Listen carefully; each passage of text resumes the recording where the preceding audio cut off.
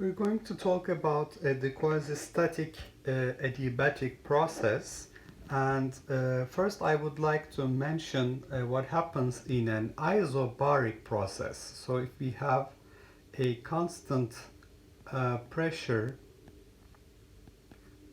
which is isobaric process,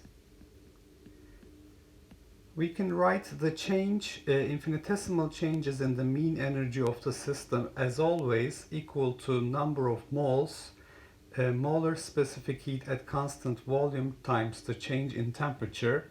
Remember, we have shown that this change in the internal energy was always equal to this change.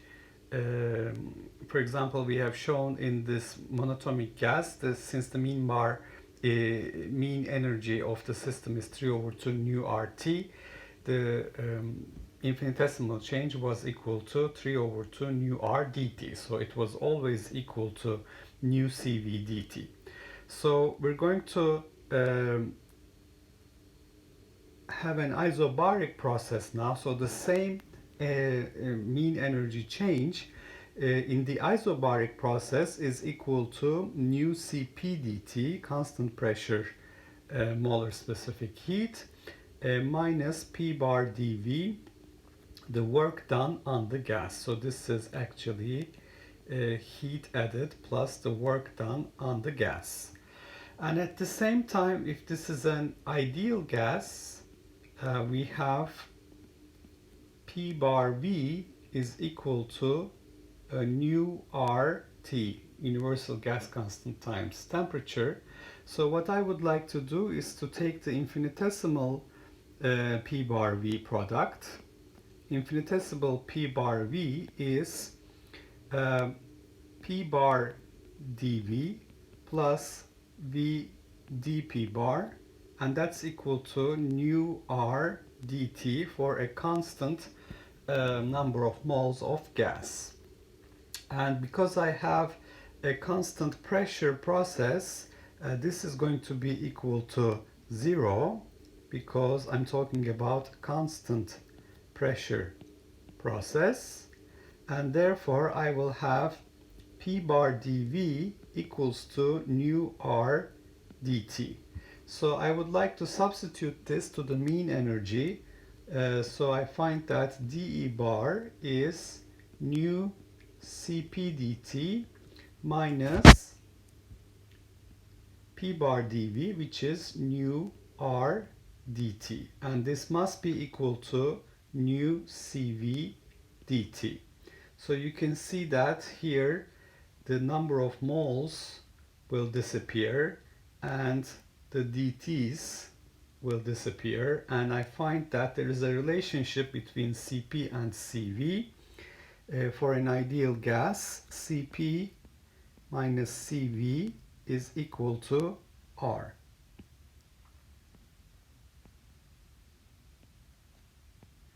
And on top of this, I'm going to define the ratio Cp over Cv to be gamma.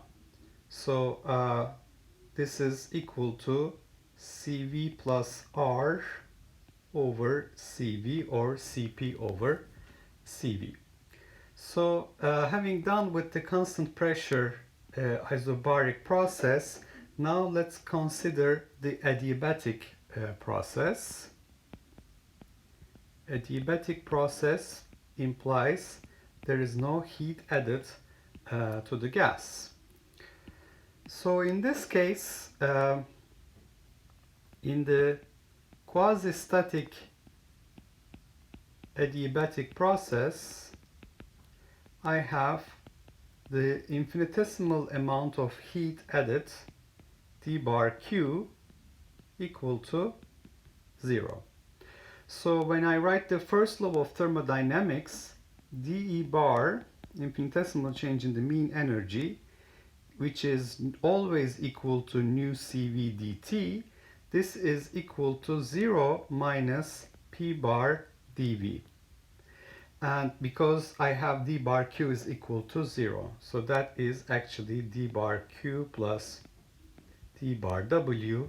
So there's only work done on the gas by an amount p, minus p bar dv. And for p bar dv, I can write here nu r dt.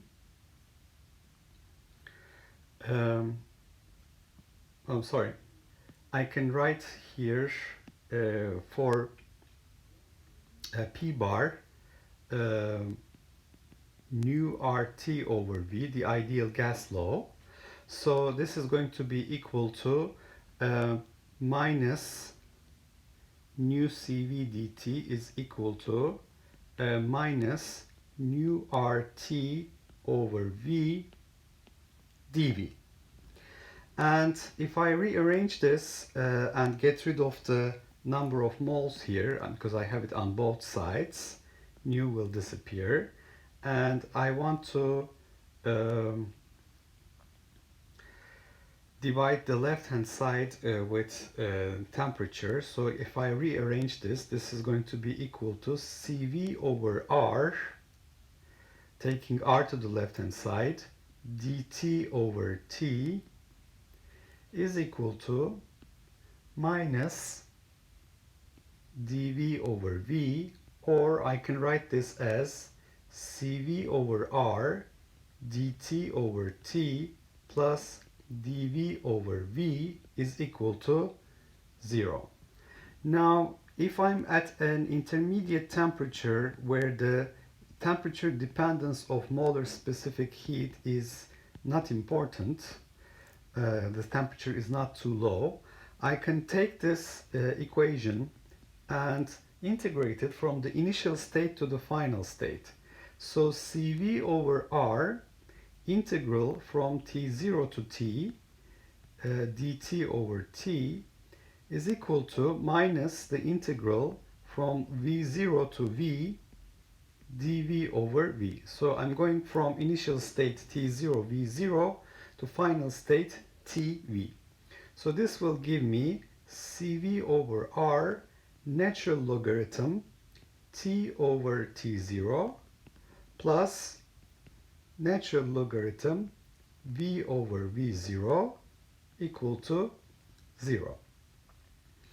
Now I can rewrite this as CV over R natural logarithm T minus CV over R natural logarithm T0 plus natural logarithm V minus natural logarithm V0 equals to 0.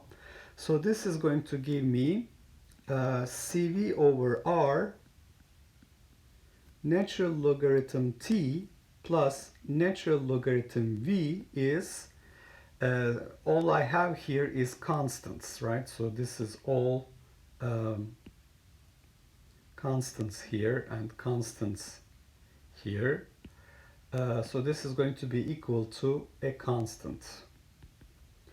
And basically, by using the properties of the natural logarithm here, this is going to imply that I have natural logarithm t to the power CV over R times V is a constant.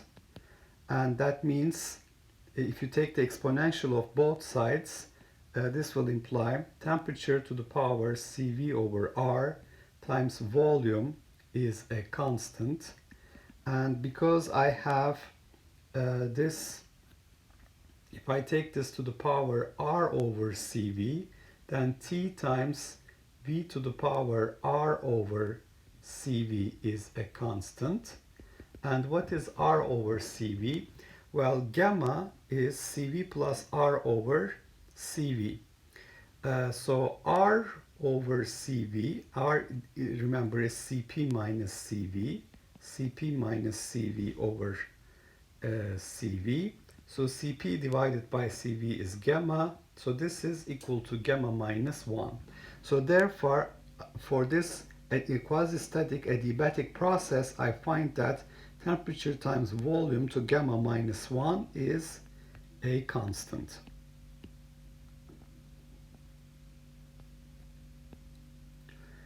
Now, I also have the temperature proportional to P bar V. P bar V is equal to nu RT, right? So I can take this equation, temperature to the power CV over R is basically P bar V to the power CV over R times V is another constant. It's actually P bar V over nu R, but nu R to the power CV over R is another constant, so it's absorbed to the constant in the right hand side of the equation. So I have this equation to the power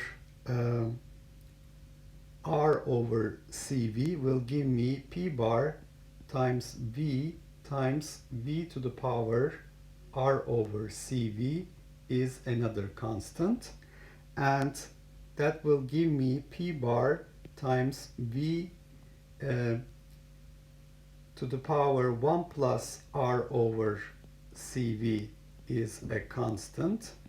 And what is 1 plus R over CV? So let me think about that one. 1 plus R over CV is 1 plus CP minus CV over CV. So that would be equal to CP over CV, which is the factor gamma that I have defined here. So this will give me P bar V to gamma is a constant for this process.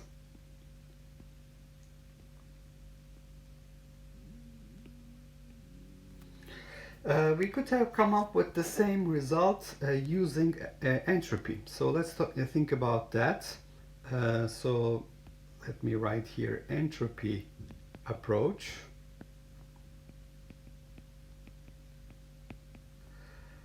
We know that we have shown that entropy as a function of temperature and volume is nu number of moles times CV natural logarithm T plus R natural logarithm V plus a constant.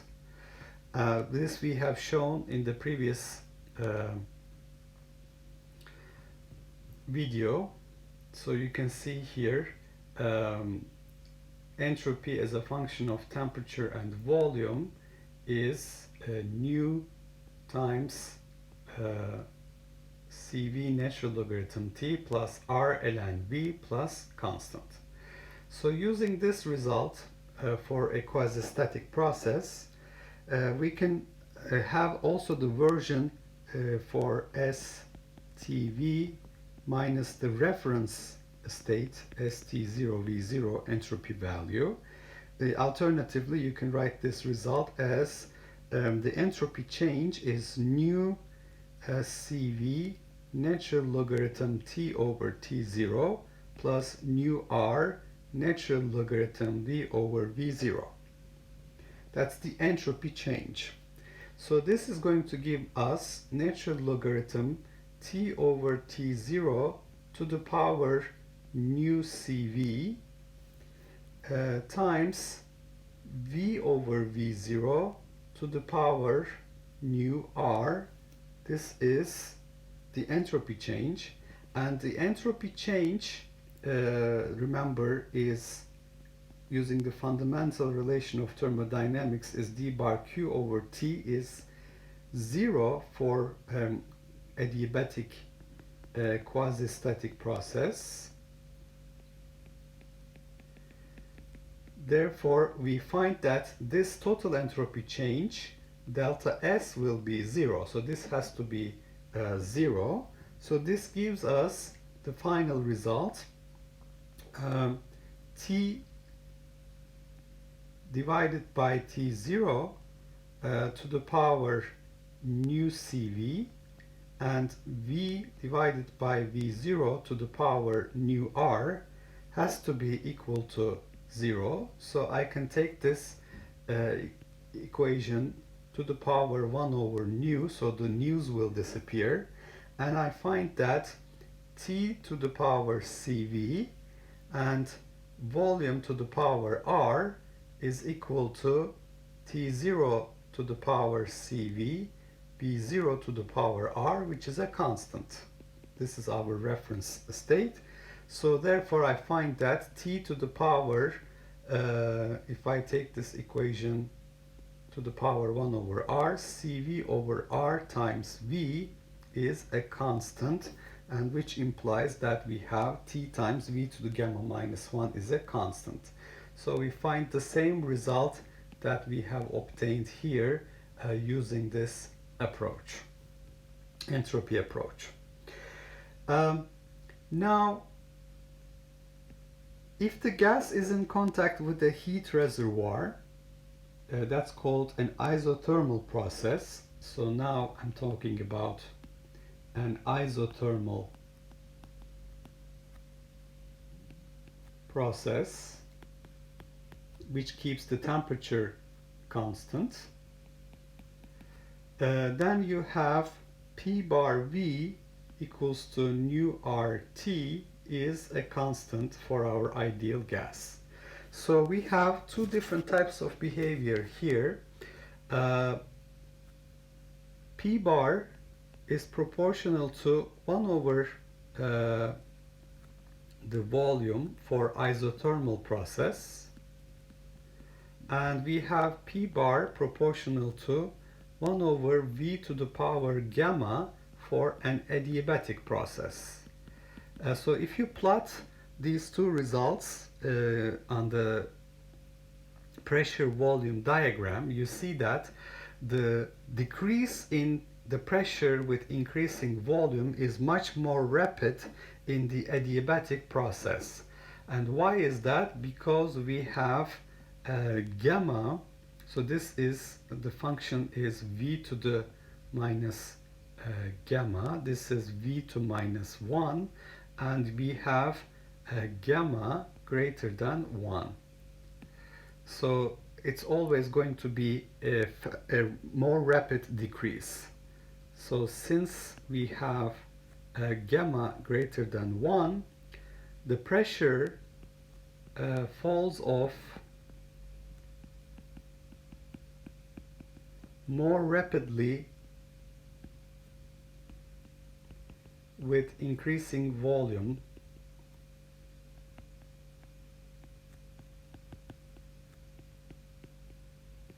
in the adiabatic process compared to the isothermal process.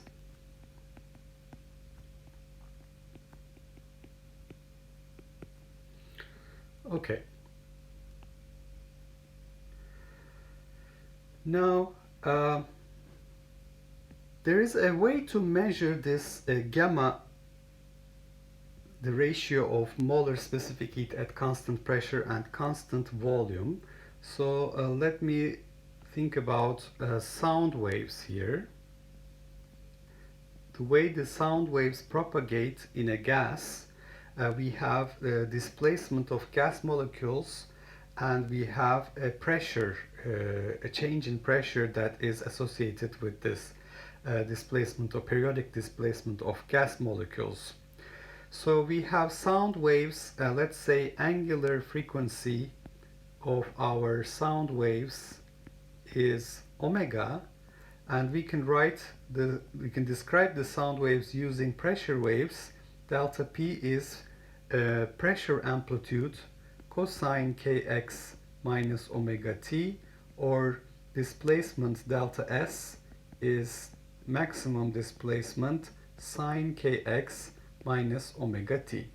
So that's the behavior of sound waves. And in a sound wave we have compressions and rarefactions of the gas. Compressions and rarefactions, they're going to occur periodically in time with a time period of the order 1 over omega. So 1 over the angular frequency of the sound waves. And this turns out to be too short to allow heat flow. So the sound waves propagate much faster than the heat propagation. So we find that the compressions that we observe are adiabatic. So what do we know about sound waves? Well, the change in pressure delta P is minus the bulk modulus times delta V over V. This is from elastic properties of materials. And we also know that PV to gamma must be a constant because, as I have argued, the compressions and rarefactions are occurring too fast for the heat flow to accompany it. Therefore, the compressions themselves are adiabatic, and the propagation speed of the sound wave is square root bulk modulus divided by the density of the gas. So that's the speed of sound.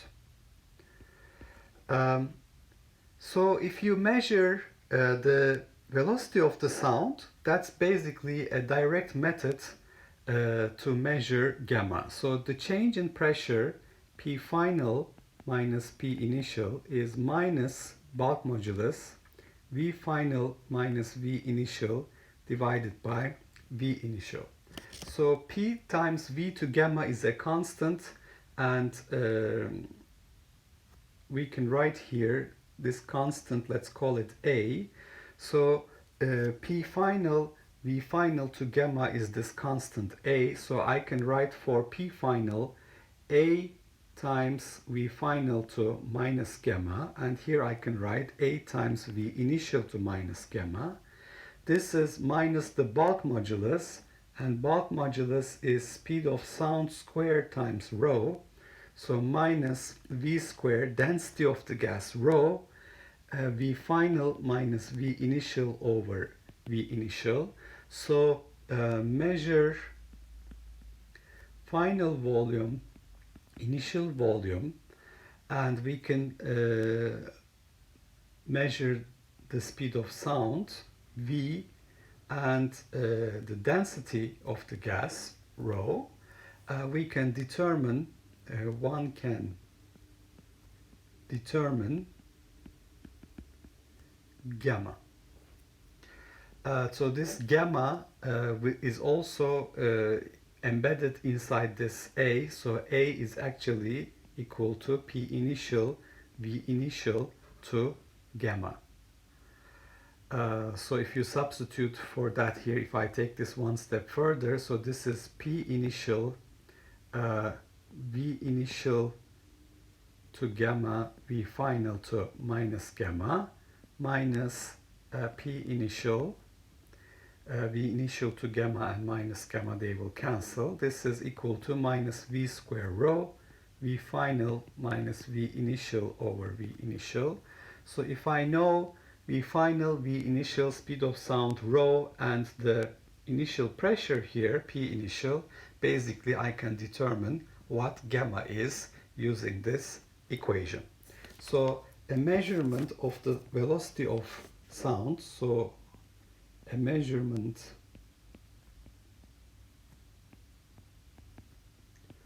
of the speed of sound is a direct method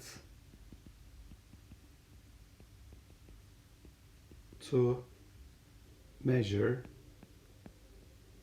the gamma, the ratio of molar specific heat at constant pressure and constant volume. Okay, so let's go through what we said. We're talking about adiabatic processes in an ideal gas, adiabatic compression or expansion. First of all, if you have a constant pressure isobaric process instead of an adiabatic process, we have talked about the mean energy change of the system. The infinitesimal mean energy change is always equal to nu CV dt, And for an isobaric process, the same internal energy change will be equal to nu Cp dt minus P bar dV, where P bar is kept constant. So it's a constant pressure process. Because this is an ideal gas, P bar V is nu RT. An infinitesimal change in the P bar V product is P bar dV plus V dP bar, but it's a constant pressure process. The mean pressure doesn't change.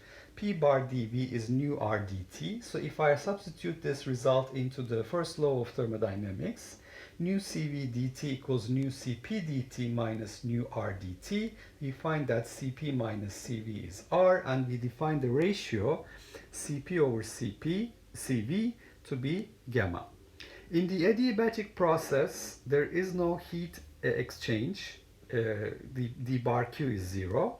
So the mean energy change nu Cv dt is minus P bar dV, and P bar is nu RT over V according to our equation of state for an ideal gas law.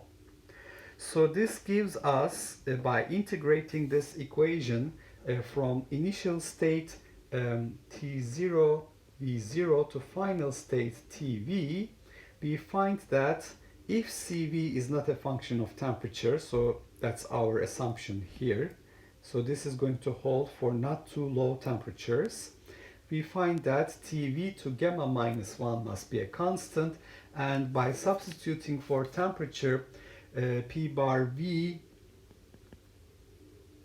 over nu R, you can see that nu R is a constant because the number of moles is kept constant. We have P bar to V to gamma is a constant as well. The same result could be obtained using the entropy approach. If you write down the entropy change between T0 V0 and Tv, you find that natural logarithm of T over T0 to nu Cv, V over V0 to nu R must be 0, and this gives us Tv to gamma minus 1 is a constant as well. So the same result could be obtained using entropy approach. And in an isothermal process, P bar V is equal to nu RT is a constant, so P bar is proportional to 1 over V. In an adiabatic process, it's proportional to 1 over V to gamma, and gamma is greater than 1. So you can see that in the pressure volume diagram, the decrease in pressure with increasing volume is much more rapid in the adiabatic process compared to the isothermal process. And if we concentrate on the propagation of sound waves in this gas, we see that the characteristic time for the compressions and rarefactions to occur periodically is 1 over omega, the angular frequency, and the heat flow is not that fast, so this time is too short to allow heat flow. Therefore, the compressions, during a compression, we don't have heat exchange, and therefore we have an adiabatic process. So delta P is equal to minus B delta V over V. That's bulk modulus. B is bulk modulus, and rho is the density of the gas. The propagation speed of the sound waves is square root B over rho, and we have also, because it's adiabatic, PV to gamma a constant, and using this a measurement of the speed of sound, knowing the final initial volumes, the initial pressure and the density of the gas, we can directly measure the gamma using this method.